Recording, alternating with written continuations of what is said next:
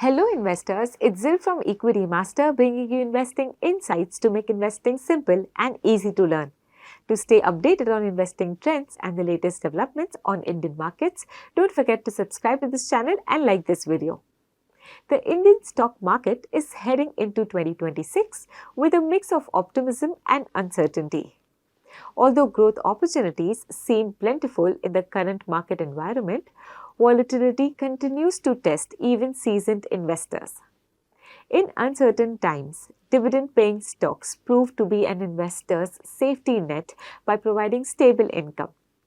Dividend stocks with high yields offer a rare combination of steady income and long-term growth, making them a favorite among value investors. Here we present 4 stocks offering high dividend yields.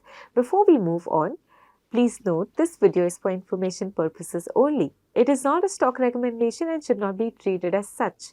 There is no opinion or view on any stock covered herein. With that disclaimer out of our way, let's get started. First on our list is Vedanta. The company is engaged in exploring, extracting and processing minerals and oil and gas. Some of the minerals the company explores and sells are zinc, lead, silver, copper, aluminium and iron ore. Vedanta has been paying dividends to its shareholders continuously for the last 23 years. In the last 5 years, the company's dividend per share grew at a compounded annual growth rate of 37%. Its dividend payout and dividend yield averaged at 116.6% and 14.5% respectively. Despite having debt on its books, the company has increased dividend payments year on year, showing commitment to its shareholders.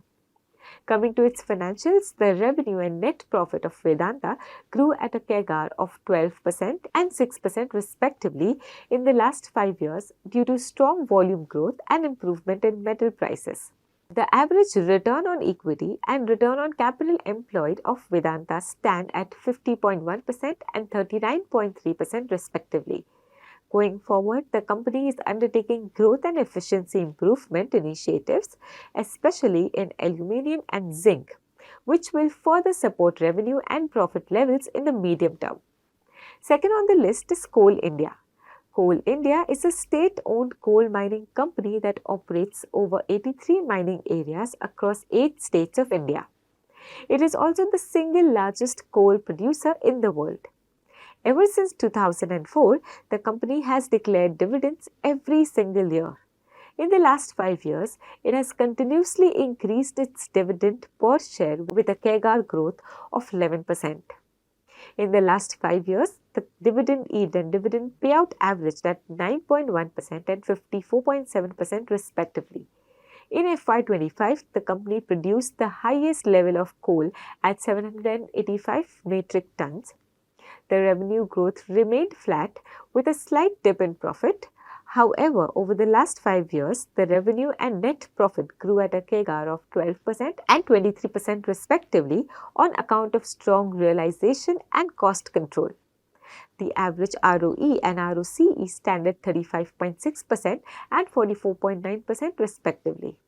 With zero debt on its balance sheet and strong cash flows, the company will continue to pay regular dividends to its shareholders.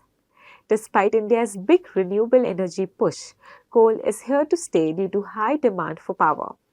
To meet this demand, the company has planned to increase its production to over 900 metric ton by 2027 and supply over 75% of its production to power sector. The company will invest around 800 billion rupees in capex by 2030 to meet its goal of increased production. Next on the list is ONGC. The company is the largest crude oil and natural gas company in India, contributing around 71% of the domestic production. ONGC has a rich history of paying dividends to its shareholders. It has consistently paid dividends for over 25 years. In the last 5 years, the company has increased its dividend per share from 3.6 rupees to 12.3 rupees, exhibiting a 28% CAGR growth. The dividend payout and dividend yield averaged at 31.5% and 5.4% respectively. Coming to its financials, the company's revenue and net profit grew at a CAGR of 18% and 12% respectively on account of increased production from new discoveries and rising crude prices. The average ROE and ROCE currently stand at 11.2% and 15.4% respectively. ONGC wants to deepen its presence in the oil to chemicals value chain by enhancing its production. It plans to double its natural gas production in the next 6 years and increase its share in the energy basket from 6.5% to 15%. The company is expanding its presence in the green energy sector and plans to build a renewable energy portfolio of 10 gigawatt by 2030. It also plans to improve its financials by following a price regime with a 20% premium for new gas wells, which ensures stable revenue and profit growth. Last on the list is GAIL. The company is a natural gas company and is engaged in the processing and distribution of natural gas and contributes around 48% of the natural gas sold in India. With a diversified portfolio, it has interests in trading natural gas, production of LPG, liquid hydrocarbons and petrochemicals, and transmission through LPG pipelines. GAIL has been paying dividends continuously for the last 24 years. In the last 5 years, the company has increased its dividend per share at a CAGR of 17%. The dividend payout and dividend yield averaged at 41.4% and 4.4% respectively. In the last 5 years, GAIL's revenue and profit grew at a CAGR of 20% and 15% respectively on account of increasing gas supply tie-ups and growing production.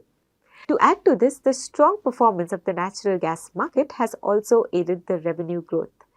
The average ROE and ROCE stand at 14.7% and 17.6% respectively. GAIL invested 105 billion rupees in capex in FY25 and plans to invest around 422 billion rupees in the next 4 years to complete the ongoing pipelines and capacity expansion in petrochemicals. With growing demand for LPG and the company's expansion plans, the company's revenue and profits are expected to grow in the medium term.